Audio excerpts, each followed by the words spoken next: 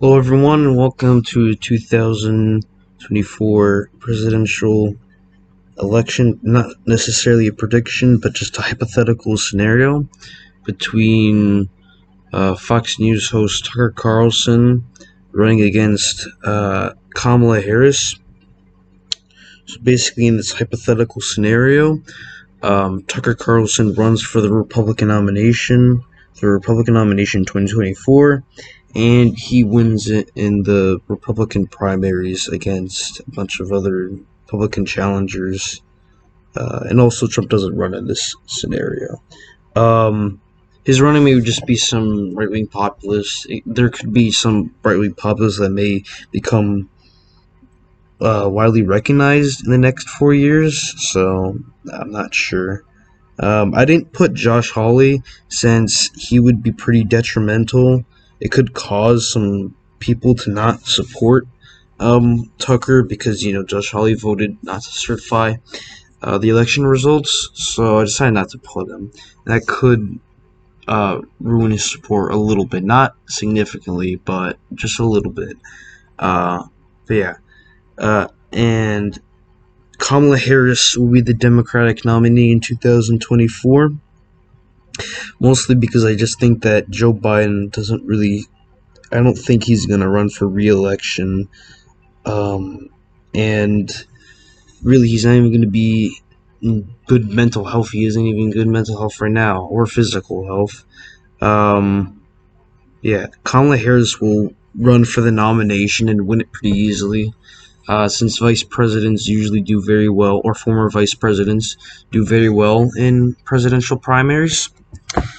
That's just a historical fact. But yeah, she will have Cory Booker as her running mate. So I'm just gonna fill out all the safe states first. So Washington, Oregon, California, Colorado will probably be safe, maybe likely. New Mexico also safe.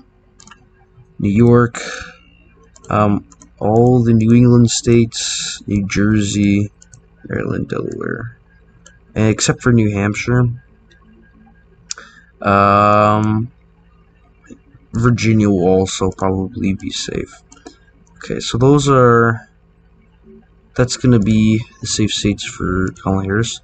Safe states for Tucker, obviously the entire Midwest except for Maine second. Kansas,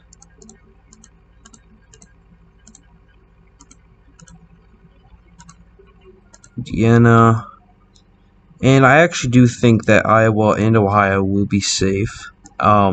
Basing on how trends are going right now, Trump lost nationally by 5 points, close to 5 points, but he still won Iowa and Ohio and Iowa by around 8 points, which is pretty substantial. It's basically a repeat of what happened last time.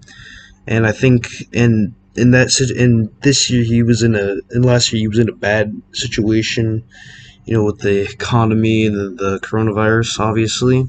So I think that the fact that it went for him by 8 points this election year, I think it means that moving forward, these states cannot be categorized as swing states or battleground states anymore. So that's why I think they will go for Tucker Carlson or a populist Republican candidate by around 10 points. But yeah. Okay, now we'll go on to the. Sorry. Now we'll go on to the lean or the likely Democrat states. I think that Minnesota will probably be lean. I'll leave that. Actually, maybe Maine. Maine might be lean to likely. I'll put it likely, so it'll probably go to the Democrat by around to Harris by around 6 to 7 points. She could do worse. I think there will be a continued economic crisis, so maybe it actually just couldn't hurt her numbers enough. It'll probably be lean to likely, probably 3 to 4 points, 3 to 6 points. Could be anywhere from that. It is possible that by some fluke that Tucker Carlson could win it. but he'd have to run a good campaign, and there's just so many factors going to it. So, yeah. Next, we'll go, and that's really it. There isn't really any likely Democrat states. Maine is sorry, not Maine. Minnesota is probably going to be lean Democrat. It could be tilt, but I don't think so. Minnesota is a really weird state. They always vote very contrary to other states in the country, and it's just weird. They elect weird people to public office. Like they actually elected a talk show host to the Senate. I think no, not the Senate, to the House of Representatives. So yeah, I think Nevada will also be lean Democrat, mostly because I think Tucker will really struggle among Hispanics, and that's really and really overall he will, if he runs like a very populist campaign, he will make gains with working class voters, but he's gonna struggle with Hispanic voters, which is crucial to winning Nevada. So yeah. Next we'll go to New Hampshire. I think New Hampshire is probably going to be, it could be tilt to lean. It also could be likely, but in this scenario, since we're assuming there's an economic crisis, I will put it as lean. It could be tilt, but I'll just leave it as lean for now. Also have to fill in weights first, which will be safe Democrat. But yeah. Next, we will go to the lean Republican states, and that will be the state of Texas. I think Texas will be lean due to immigration, and really overall, you're gonna have quite a few California transplants voting for Kamala Harris, so that's gonna be a problem for Tucker down there. I think he could win it likely. I just think it's probably gonna be borderline likely, so he's probably gonna win the state by like 4 points or so. Next, we'll go to Georgia. Based on how Georgia voted this election cycle, with the Democrats winning both Senate seats and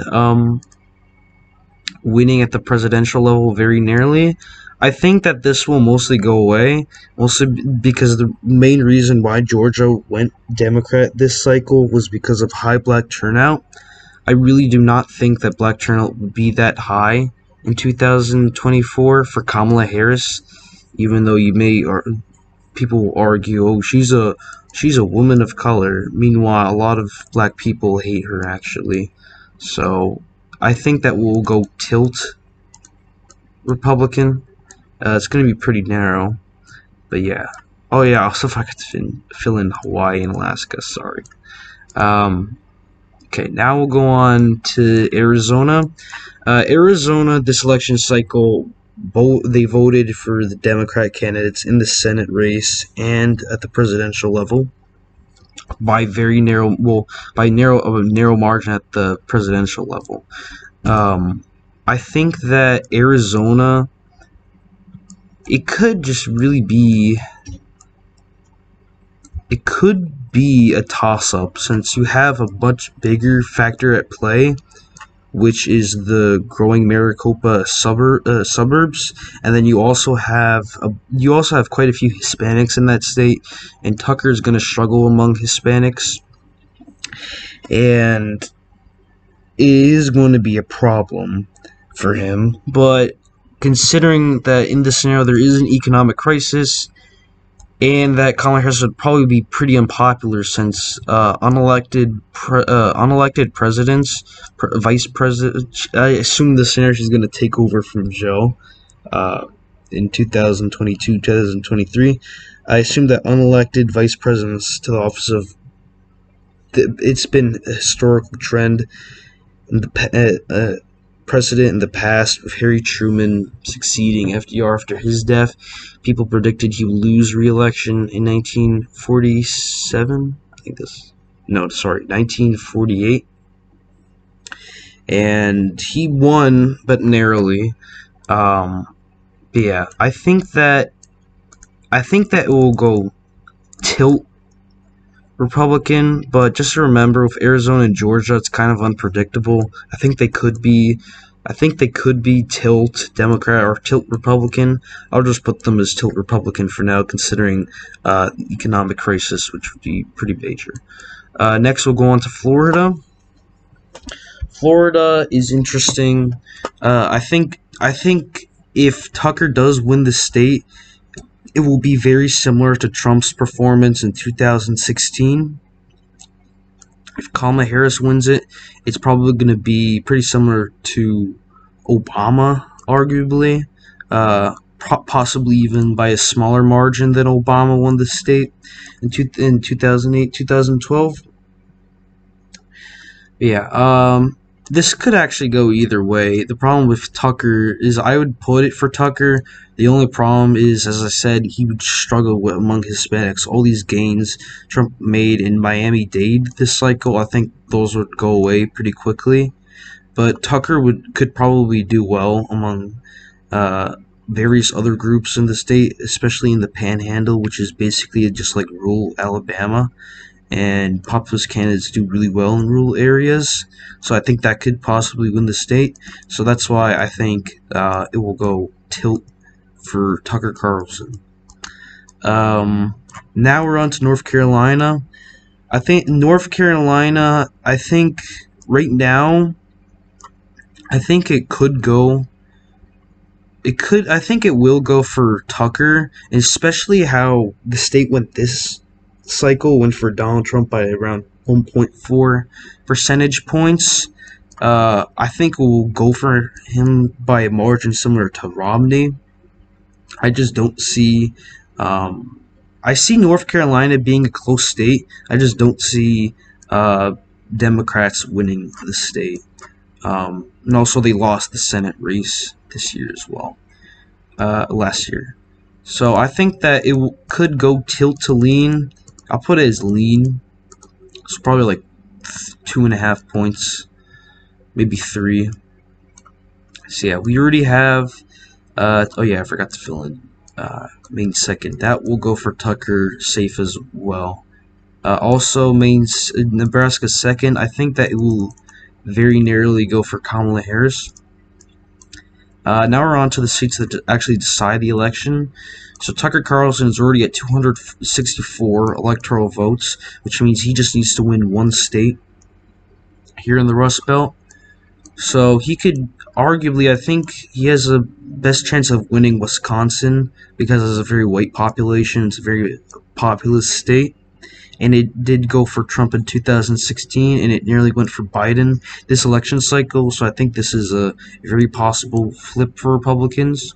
And considering the economic crisis, I think this could push over.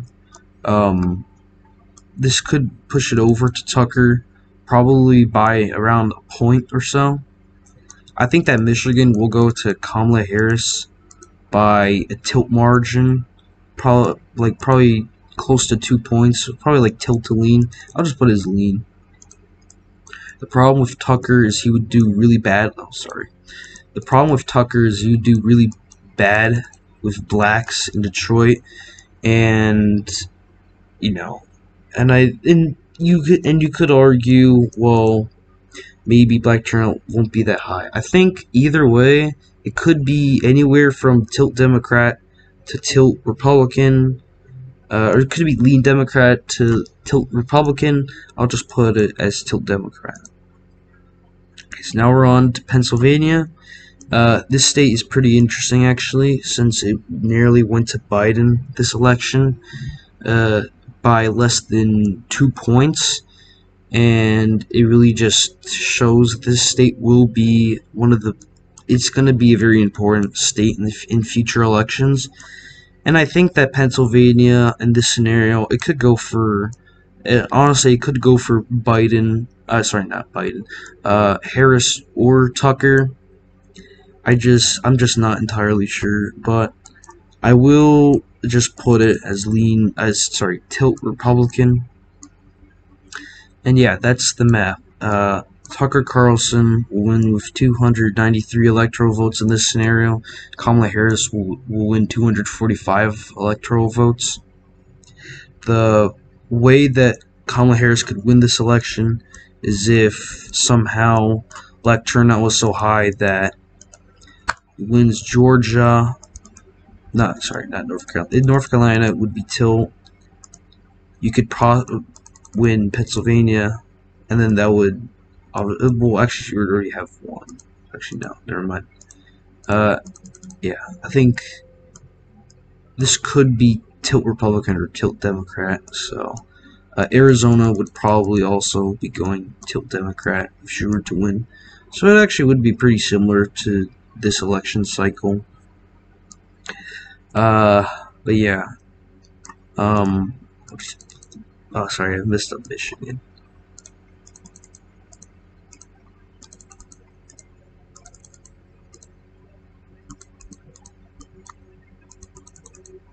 So yeah, I think that's how, in my head, in this hypothetical situation would go.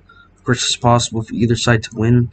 American elections are going to be very polarized in the future, so that's why neither candidate in this scenario has won over 300 electoral votes.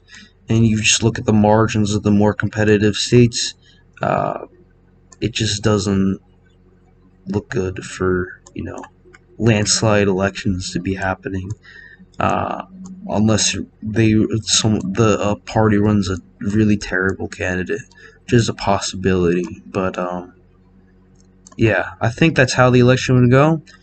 Thank you for watching this video. I hope you thought it was interesting. Looking at hypothetical scenarios like this are pretty interesting to me. And honestly, this election scenario could just go either way. Either is a possibility. So, yeah, the states that would give Tucker the election, he'd win them by very narrow margins, similar to Trump in 2016. But yeah, I hope you enjoyed. Just like and subscribe for more. Just ask comments or give criticism if you want as well. And have a good day.